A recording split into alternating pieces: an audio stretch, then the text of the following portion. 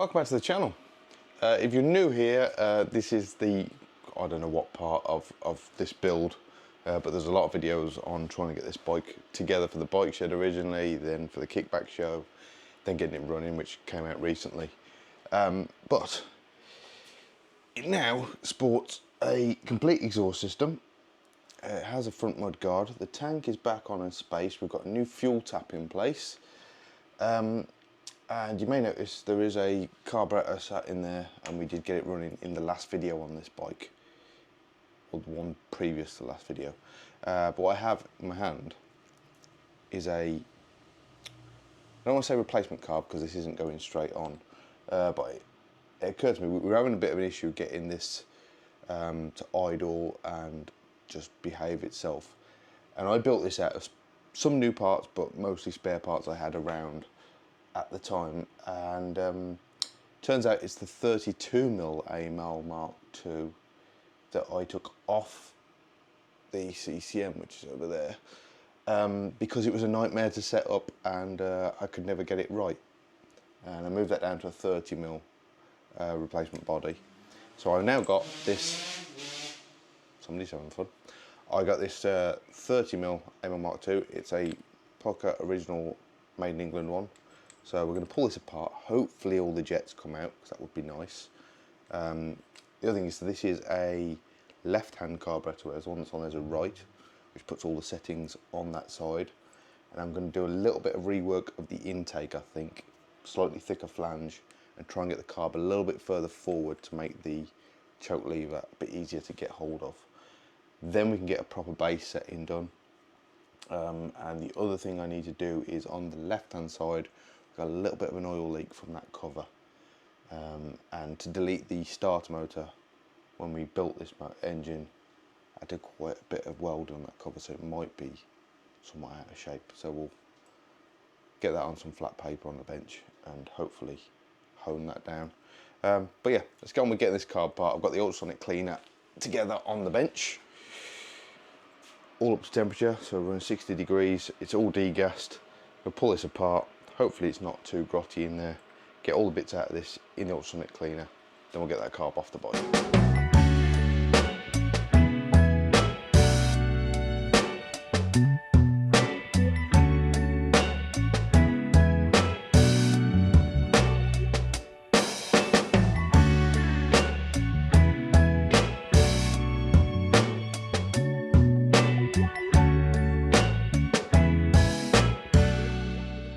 Mr. Arsey, because it's 4,000 degrees and he doesn't cope in the heat. It's not hot though, is it? It is.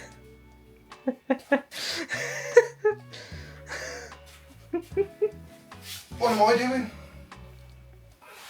How many times have you drained the oil out of this bike? The question is, when did I just put the oil in?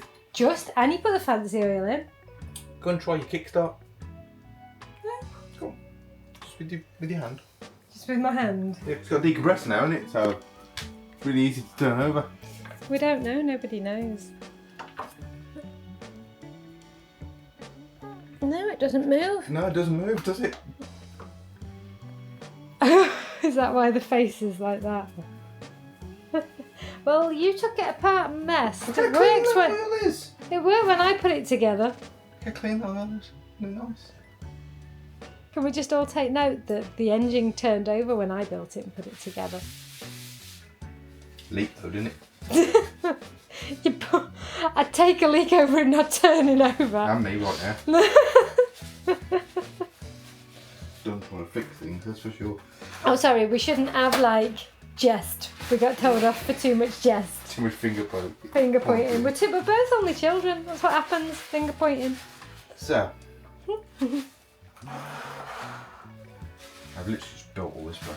Yes, he's literally just poured the 500 oil in. 5,000? 5,100 is it? Yeah, 5,100 motor. But it is now sticking. I think the rotor flywheel is catching on this cover somewhere, probably around here where it's dead modification. Now, be very careful when you take that off, because that gasket in there is new and old. Isn't there a song? Something like, take 2 steps forward and 3 steps back.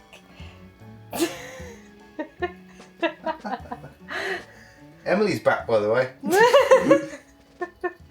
Oh yeah, I had a little holiday, so I'm all in good spirits. So we've discovered the fault is Joe. No? Oh, look at the face. Wrong engine, wrong bike, wrong life. Can I go back to working on British stuff because it's so much better? Set fire to this. You can't say that. No, we can. We'll just cut our losses. It's not insured yet. It's going to knacker this gasket. I'm going to have to order one now. Oh no, don't knacker it. Like, get it slowly with like a little, I don't know. There you are, you're alright. There you go. Carefully with the go. Carefully down me. You know what you did. Well, people have already seen this come apart, so... Several times, actually. You keep saying, to be fair, you're the trooper. I've been like disengaged. Yeah. Not completely, but I find it disheartening. I can't start the thing, so like... Yet. No, there's no fun stuff happening yet now. No, there is, because look, you see this bit?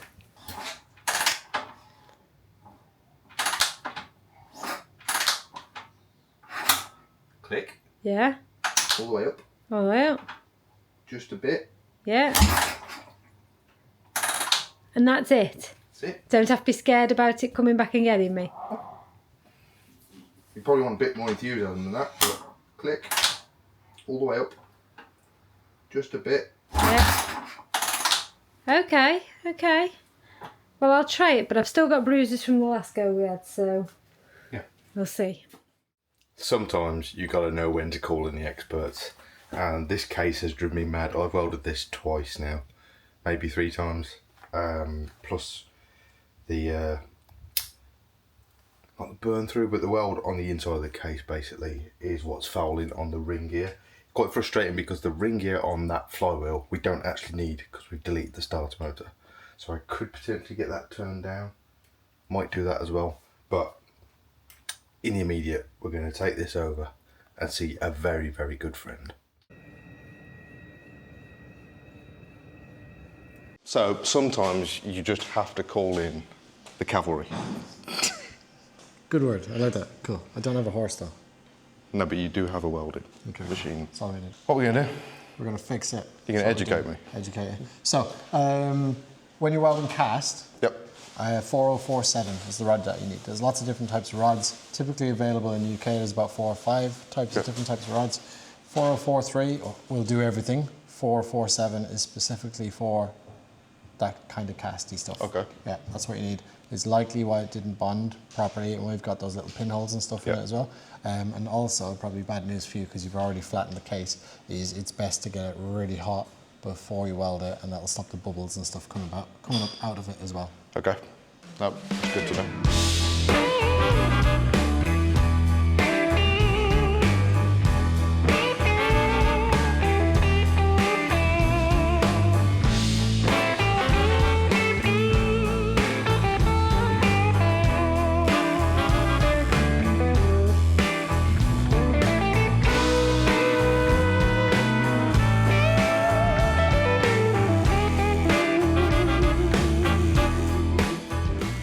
So I was pulsing the welder on and off there. Yep. It wasn't a technique thing.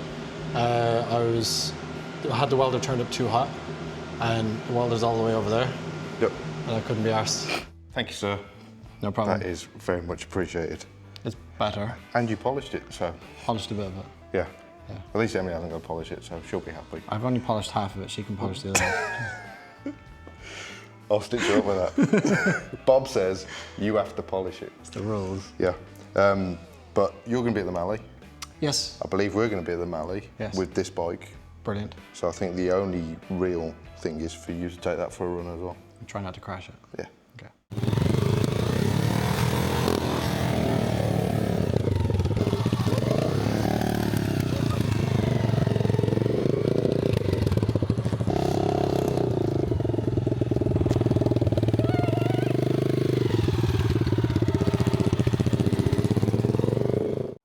Sometimes you have every intention of creating a YouTube video. And then your friends rope you into going to the pub. We did go to the pub. We had a lovely, lovely lunch, which we didn't film, we didn't share, we didn't even say where we went. But Because that wasn't the intention for the day. The intention was that we were actually going to have a content creating day and take the Honda out for the first time yeah, and try it, see what we think, see if it runs, see if there's any problems. And then we said to our friend, this is what we're doing, do you want to come and play? They said yes, and then we went to the pub. yeah, that was the plan. But we've had a good couple of weeks now, haven't we? Of like falling in and out of love with this. A few problems, trying to fix some things. No? I've had about 14 months of falling in and out of love with this bike, probably longer of falling in and out of love. Probably since about March last year when it all started to get difficult. Yes. Of falling in and out of love. The last few weeks, it's just all been you falling in and out of love. I took a bit of a back seat because I could have set it on fire. However, today I've ridden it. We had a and I don't want to set chat. it on fire anymore. Well, that's good. We had a good chat this morning, didn't we? About you had some trepidation about riding this bike. I had a few concerns about riding this bike, and Joe said, "Tell me what the concerns are, and I'll tell you why you don't need to be concerned." So concern number one was I can't touch the floor. And the answer to not being concerned with that is the fact that the bike is light. So just don't worry about it. Oh, you worried about it now? No, not as much. On the road, yes. Off the road, no. Okay. And then my other one was that you kept using the phrase, "it's going to be an animal." Yes, it is. That put quite a bit of concern in, and the answer to not being worried about that was that apparently it's all in my right wrist as to whether or not this bike is going to be an animal. So it's all about how I treat it. And my third one was the fact that I put a rear tyre on the front. Joe said it was going to be difficult. And actually, I didn't find it to be too difficult. Yeah. It's noticeable, isn't it? I think.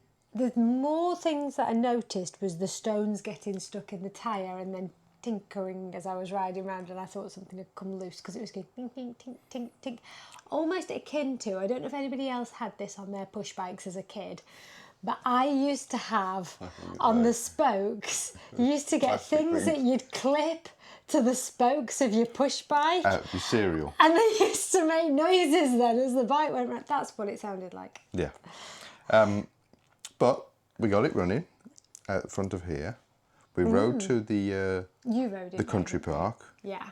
Because I wanted you to ride it first, because if there was any major gremlins, you are far more experienced in riding to deal with it. And I felt a little bit fizzy just because whenever I leave it too long, we hadn't been out for a little while, even on the mash. But yeah, I did. I went around the car park. I was nervous it was going to slip in the gravel because I have had experiences on the mash of the mash being slippy in the gravel, but I do think it is my excellent tyre choice that meant I didn't slip in the gravel. But it's quite a bit of fun. The seat is quite firm, but I think that'll soften when it's had some more bump to seat going on. It turns. I was nervous about turning because U-turns are not my favourite anyway. And I was just on a car park, just sort of going around, just getting used to it. And actually, because it's light, it really wasn't that bad. And the car park was gravelly, it had some dips in it, so it was quite good. I mean, I really enjoyed it. Rode it down to there, rode it from there, then to the pub and back. And it makes a really good turn of speed. Yep. Try not to keep it at one speed while we're running this engine in. However, it appears... We've started our collection of patina.